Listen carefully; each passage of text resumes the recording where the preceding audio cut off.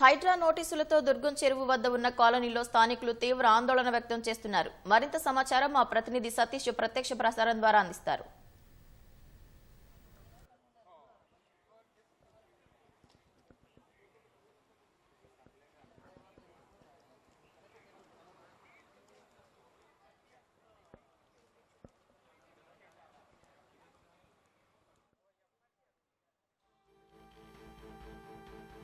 వినబడుతుంది ready.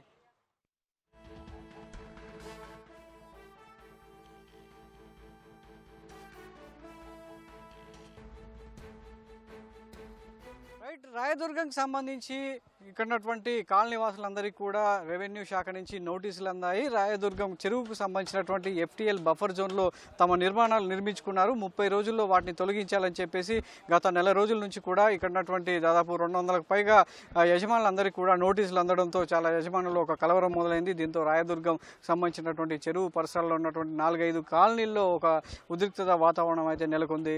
So గత కొద్ది రోజుల నుంచి దాదాపు 2 నెలల నుంచి చెరువుల పరిరక్షణ కోసం రాష్ట్ర ప్రభుత్వం తీసుకున్నటువంటి ఒక నిర్ణయం హైడ్రా వ్యవస్థను ఏర్పాటు చేయడం. అందులో భాగంగా ఇటు రెవెన్యూ శాఖ, నీటిపారుదల శాఖ అధికారులకు సంబంధించి హుటాహుటిన ఆ ఎఫ్టీఎల్ బఫర్ జోన్లో ఉన్నటువంటి నిర్మాణాలన్నింటినీ కూడా నోటీసులు జారీ చేస్తుంది. ఈ క్రమంలోనే గత 2 నెలల నుంచి కూడా ఈ రాయదుర్గం చెరువు కింద ఉన్నటువంటి దాదాపు 4-5 కాలనీ వాసులందరికీ కూడా నోటీసులు జారీ చేయడం జరుగుతుంది. అందులో భాగంగా ఇప్పటికే ఆయా నిర్మాణాలకు సంబంధించి గత 5-6 నెలల నుంచి కూడా నివాసాల వద్ద ఎఫ్టీఎల్ పరిధిలో ఉన్న నివాసాలందరికీ ఎఫ్ అనే అక్షరం రాసి వెళ్ళడం జరిగింది. అందులో ఆ తర్వాత వారందరికీ కూడా నోటీసులు ఇవ్వడంతో వాటా చట్టం కింద నోటీసులు ఇచ్చి ఎఫ్టీఎల్ పరిధిలో మీ నిర్మాణాలు ఉన్నాయి, 30 రోజుల్లో తొలగించుకోవాలని చెప్పి కూడా ఆ నోటీసులో పేర్కొనడం జరిగింది. దానికి చాలామంది ఇక్కడ ఉన్నటువంటి యజమానులంతా కూడా గతంలో కోర్టుకెళ్ళి ఇది తమ వాటా చట్టానికి ముందే తాము నిర్మించుకున్నామని చెప్పి కూడా వాళ్ళు కోర్టులో వాదన వినిపించడం, కోర్టు కూడా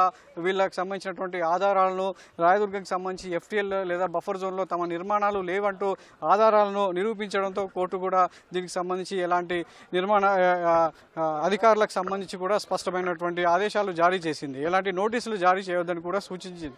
కానీ ఈ క్రమంలోనే మరోసారి రాయదుర్గంకి సంబంధించినటువంటి 4-5 కాలనీలకు సంబంధించి నోటీసులు జారీ చేయడంతో ఒక్కసారిగా ఈ కాలనీ వాసులు కావచ్చు, గత 30-40 ఏళ్ళ నుంచి నివాసం ఉంటున్నటువంటి యజమానుల్లో ఒక ఆందోళన అయితే మొదలైందని చెప్పొచ్చు. దీనికి సంబంధించి nectars colony, doctors colony, Kavuri hills, Amar సొసైటీలో దాదాపుగా 200 నుంచి 300 నిర్మాణాలు ఉన్నాయి. అందులో బహుళ అంతస్తుల భవనాలు కావచ్చు. చాలామంది సినీ రాజకీయ ప్రముఖులు కూడా ఇందులో నివాసాలు ఉండడం జరుగుతుంది. వారందరికీ కూడా నోటీసులు జారీ చేయడంతో ఒక్కసారిగా కలవరం మొదలైంది. మొత్తం సుమారు ఒక 160 ఎకరాల ఎఫ్టీఎల్ పరిధి ఉన్నటువంటి ఈ చెరువుకు సంబంధించి కాలక్రమేణా 84 ఎకరాలకు సంబంధించి మొత్తం కుంచుకుపోయినట్లుగా అధికారులు గుర్తించారు. ఆ మేరకు వారందరికీ కూడా నోటీసులు జారీ చేయడం జరిగింది.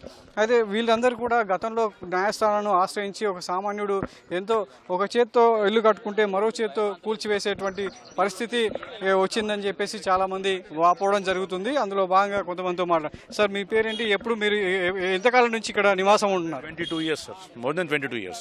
ఇప్పుడు మళ్ళీ రెవెన్యూ అధికారులు మీకు నోటీసులు జారీ చేయడాన్ని ఎలా చూస్తారు?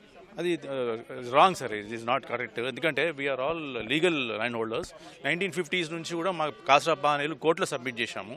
It is private land from the beginning. It is not a tank bed. మాకు మా డెవలపరు 91లో అప్లై చేశాడు. అమర్ సొసైటీ డెవలపర్ 91లో అప్లై 94-95లో ఫైనల్ అప్రూవల్ వచ్చింది. ఆ ట్యాంక్ కట్టాకనే వచ్చింది. ఎందుకంటే this is part of the rules. ఆ ట్యాంకు, ఆ బండ్ కూడా అక్కడ ఫెన్సింగ్ ఏమన్నారు, ఎందుకంటే వాటర్ ఉంది అక్కడ, ఫెన్సింగ్ ఏమన్నారు అన్నీ చూసినాకనే after government after HMDA satisfied only they give final approval in 1995. There onwards everybody has gone to appudu MCH, they have got permissions and built.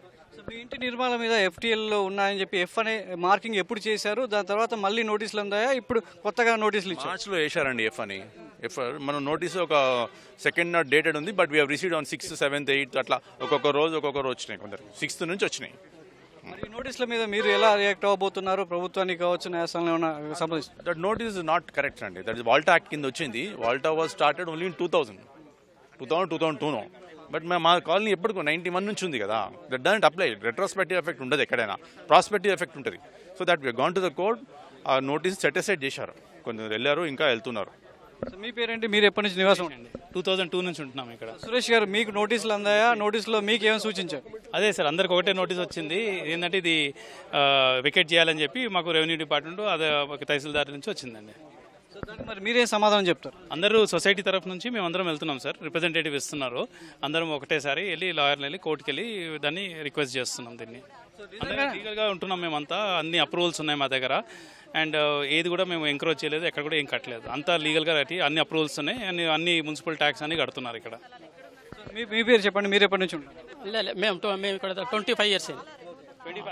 అంత 1994లో ఇది అప్రూవల్ వచ్చింది. మేము ఇక్కడనే ఉంటాం, నైబరు. అన్ని పర్మిషన్స్ ఉన్నాయి. ఫస్ట్ టైం వచ్చింది నోటీస్. ఇది మనకు ఇది అప్లికబుల్ కాదు FTLలో. అంటే రాయదుర్గం సంబంధించి FTLలో రాయదుర్గం సార్, మీ పేరేంటి, మీరు ఎప్పటి నుంచి? నా పేరు నరసింహరాజు అండి. మేము 2008 నుంచి ఉంటున్నామండి. అప్పుడు అన్ని అప్రూవల్స్ ఇచ్చున్నారు. అప్రూవల్స్ ఇచ్చిన తర్వాత చేసాం. మొన్న మార్చిలో వచ్చి GHMC వాళ్ళు నోటీస్ ఇచ్చారు. ఇప్పుడు మళ్ళీ 1 వీక్ బ్యాక్ MRO శేర్లింగంపల్లి నుంచి నోటీసులు వచ్చినాయండి. 30 డేస్లో సంజయ్ చెమ్మని. మేము ఆల్రెడీ ఇండివిజువల్గా ఇచ్చారు. ఇండివిజువల్గా కోర్టుకు వెళ్ళడం జరిగిందండి. నిన్నే కొంతమందికి స్టే ఆర్డర్ కూడా వచ్చిందండి. ఆ నోటీస్ని సస్పెండ్ చేస్తున్నట్టుగా చెప్పారండి. మిగతా వాళ్ళు ఈ రోజు రేపు బెంచ్ మీదకి వెళ్తాయండి. చెరువు పక్కన ఉండడం వల్లే మీకు నోటీసులు అందాయా, లేదంటే ఇప్పుడు ప్రభుత్వం తీసుకున్న నిర్ణయాల్లో భాగంగా మీకు నోటీసులు ఇచ్చారు? లేదండి, చెరువు పక్కన ఉన్నామనేసి నోటీసులు ఇచ్చారండి. FTLలో ఉందనేసి. ఇంతకుముందు అయితే లేదండి. 2022లో హైపవర్ కమిటీ ఇచ్చిన దాంట్లో కూడా FTLలో లేదని క్లియర్గా ఇచ్చారండి. ఇప్పుడు మళ్ళీ నోటీసులు ఇవ్వడం జరిగింది. మేమైతే సానుకూలంగానే ఉంటుందని అనుకుంటున్నామండి.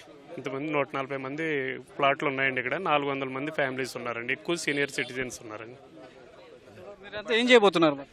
అదే కోర్టు నుంచి స్టే ఆర్డర్ తెచ్చుకుంటున్నామండి. కొంతమందికి వచ్చినాయి, ఇప్పుడు కొంతమంది 2 డేస్లో వస్తాయని ఆశిస్తున్నామండి. సో ఇలా ఈ కాలనీ వాసులంతా కూడా దాదాపు 4 కాలనీలో దాదాపు 400 కుటుంబాలు కూడా ఉన్నాయి.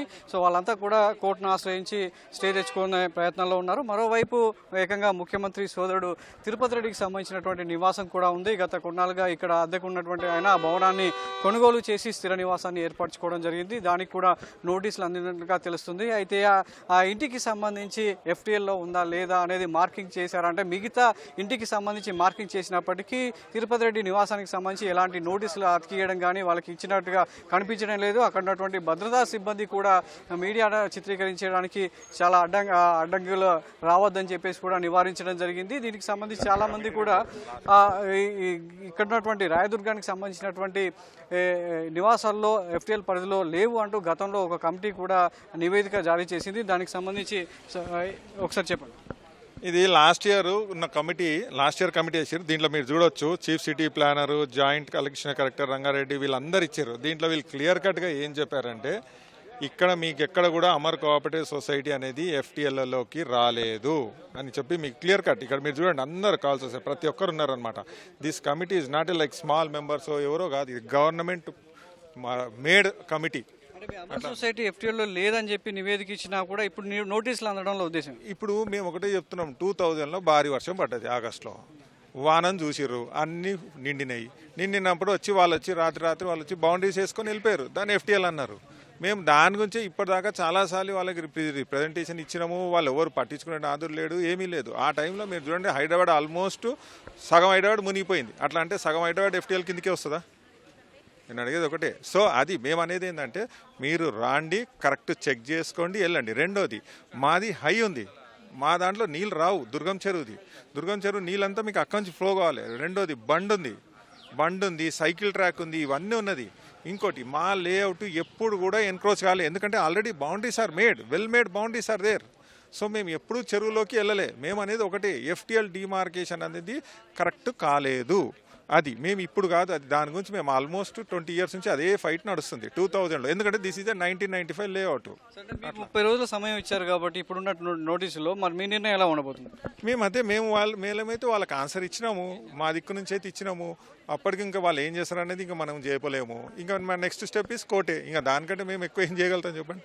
అట్లా ఇది అమర్ సొసైటీకి సంబంధించి రాయదుర్గం చెరువు కింద ఉన్నటువంటి ప్రాంతంలో యజమానులు మాట. అయితే ఇదే కాదు, ఇక్కడ రాయదుర్గం చెరువు ఎఫ్టీఎల్ బఫర్ జోన్లో ఇచ్చామని వాళ్ళు ఇచ్చినటువంటి నోటీసులే కాకుండా చాలా రోజులుగా అంటే చాలా ప్రాంతాల్లో ఇప్పుడు నగర పరిధిలో ఉన్నటువంటి చెరువులన్నింటిలో కూడా ఆయా ప్రాంతాల్లో ఎఫ్టీఎల్ బఫర్ జోన్లో ఉన్నటువంటి నిర్మాణాలు అన్నింటినీ కూడా ఆయా పరిధిలో ఉన్నటువంటి నీటిపారుదల శాఖ కావచ్చు, అదేవిధంగా రెవెన్యూ శాఖ కావచ్చు, జిహెచ్ఎంసీ పరిధిలో ఉన్న వాటికి ఆయా జిల్లా పరిధిలో ఉన్నటువంటి అధికారులంతా కూడా నోటీసులు జారీ చేస్తున్నారు. అయితే ప్రత్యేకంగా నీటి వనరుల సంరక్షణ కోసం హైడ్రా ప్రత్యేకంగా దృష్టి సాధించినటువంటి నేపథ్యంలో ఒక్కొక్క సంబంధించినటువంటి శాఖ కూడా తమ పరిధిలో ఉన్నటువంటి గతంలో అనుమతులు ఇచ్చినటువంటి వాటికి మరోసారి నోటీసులు ఇస్తూ వాళ్ళ నుంచి సంజాయి కోరుతుంది. దీని మీద వందల సంఖ్యలో కోర్టు కేసులు నమోదవుతూనే ఉన్నాయి. తాజాగా ఈ అమర్ సొసైటీకి సంబంధించినటువంటి యజమానులంతా కూడా కొంతమంది కోర్టుకు వెళ్ళి స్టేలు తెచ్చుకోవడం జరిగింది, మరికొంతమంది కోర్టు బాట పట్టేందుకు అంతా కూడా సిద్ధమవుతున్నారు. ఇది ఇక్కడ తాజా పరిస్థితి.